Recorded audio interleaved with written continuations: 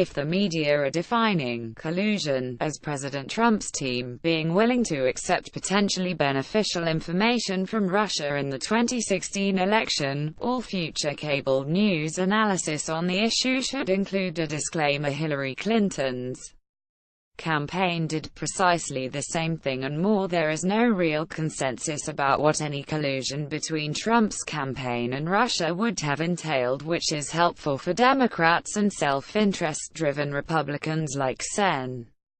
Jeff Flake, Rares, in maintaining a scandalous fog over the White House, but news reports typically discuss it with ominous references to campaign advisors and aides who had any form of contact with Russian officials.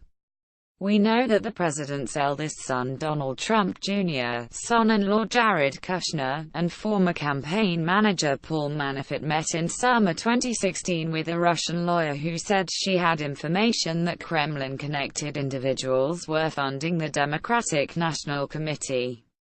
NBC reported Wednesday that the lawyer, Natalia Veselnitskaya, testified to the Senate Judiciary Committee that Trump Jr. asked her at the meeting if she had evidence of illegal donations to the Clinton Foundation. Here's how Ned Price, who donated $5,000 to Clinton's campaign but nonetheless is paid by NBC to front as an analyst, digested that news on MSNBC's Morning Joe.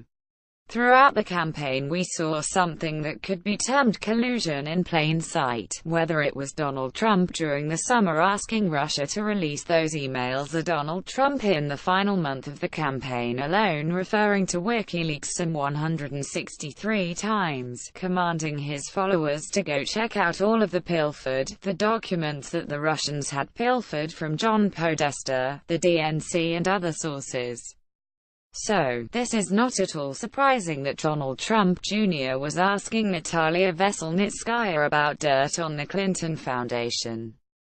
This was a campaign team that was eager to get any sort of dirt, any sort of ammunition regardless of the source, including if it came from the Russian government.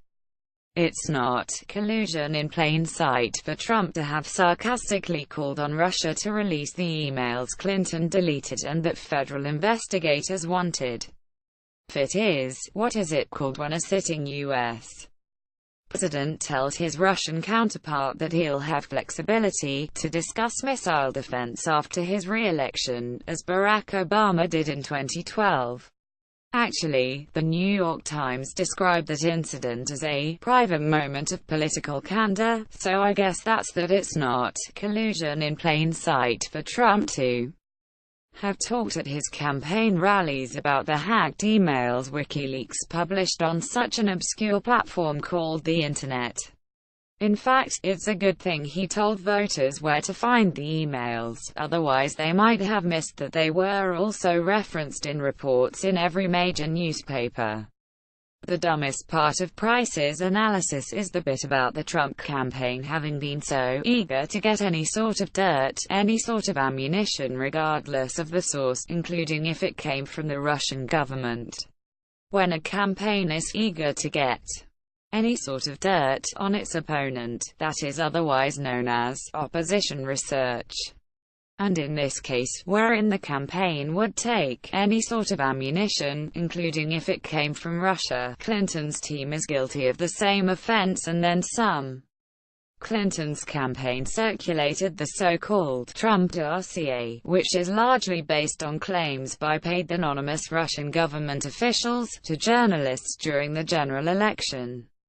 Byron York reported in November that Christopher Steele, the former British spy who compiled the dossier, personally briefed reporters from The New York Times, Washington Post, CNN, The New Yorker, and Yahoo! On its contents. Together, the collection of documents purport to demonstrate that Trump is compromised by the Kremlin and vulnerable to blackmail. The only difference between what Clinton's campaign did and what Trump's tried to do is that Clinton's did it through a lawyer, who then went through the SCSI Fusion GPS research firm. Trump's campaign went directly to a Russian, who apparently provided nothing.